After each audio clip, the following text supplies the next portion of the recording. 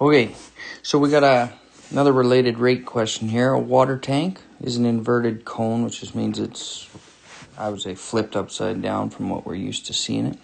It has a radius of 1 meter and a height of 5 meters, as we can see in the red here.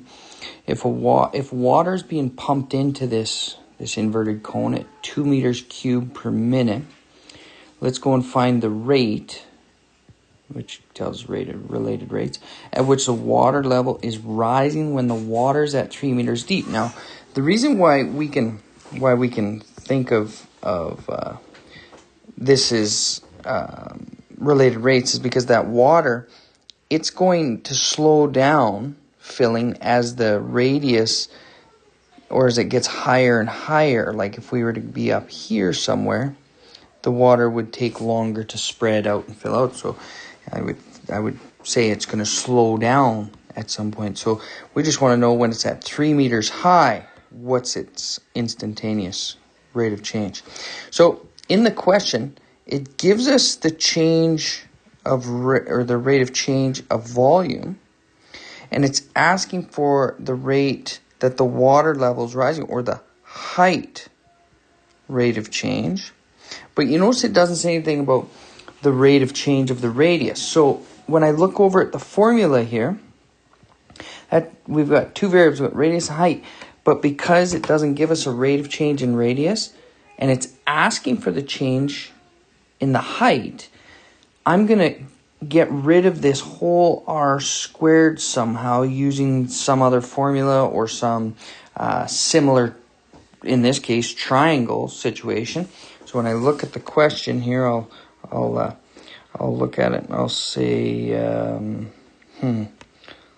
let's go with r over h, they're related, is equal to what's the related side? Radius is 1 over 5. Okay, and so now if we isolate the r, the radius, we'll get r equals h over 5. And now I can substitute that all in place of our radius and our volume formula. So our volume formula is going to go and look like this. Pi r, nope, sorry, not r, h over 5 now, squared times height, all divided by 3. Okay, so there's our formula with our radius substituted out, which isn't that crazy. It's going to be some busy work, but we'll get to that. So I'm just going to change the page here, and then we'll start to simplify that before we take the derivative of it. Okay, so we had the volume equals pi h over 5 squared times height divided by 3.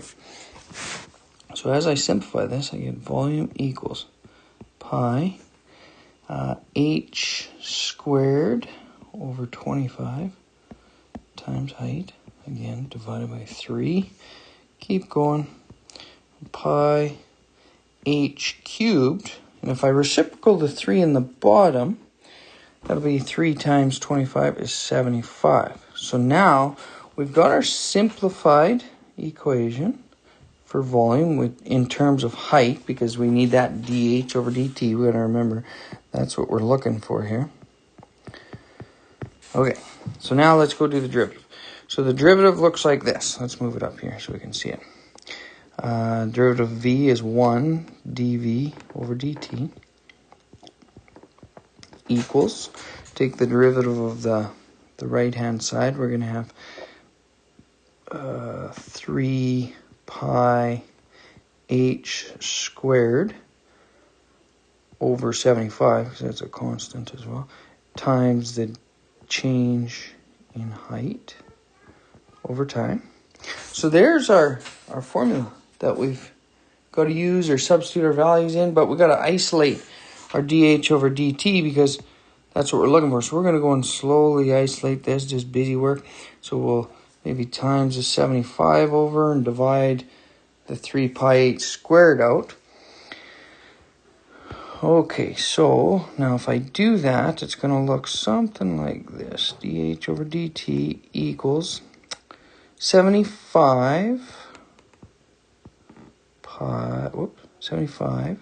divided by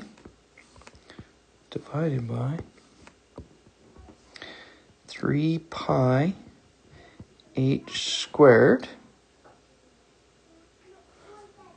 dV over dt.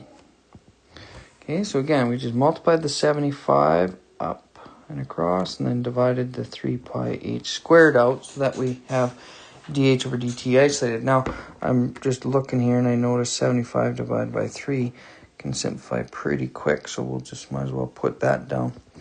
It's 25 divided by pi h squared dV over dt. Now we've got our formula, we know our h, we know our dV over dt, so we've got everything we need to solve for the rate of change. So now we can substitute in. So let's go and let's substitute everything in. So dH over dt is equal to 25. Now remember, the height in the question says when it's 3 meters high. So divided by pi, 3 squared is 9, so I'll just put that in there as 9 instead of putting 3 squared, times the rate of change of volume is 2, and we throw that into our calculators. So I'll just switch pages here. Throw that into our calculators. Here, I'll get us back to where we were. 25 divided by pi times 9, all times 2. Our rate of change of height when the water level's at 3 meters deep simplifies down to 1.768 meters per minute. And I say meters this time because we're talking about a linear measurement like height, whereas volume, we've seen that it was cubed up here, right? Kind of all works together. There's how fast the water is changing in height. The height of the water is changing at that instant in time.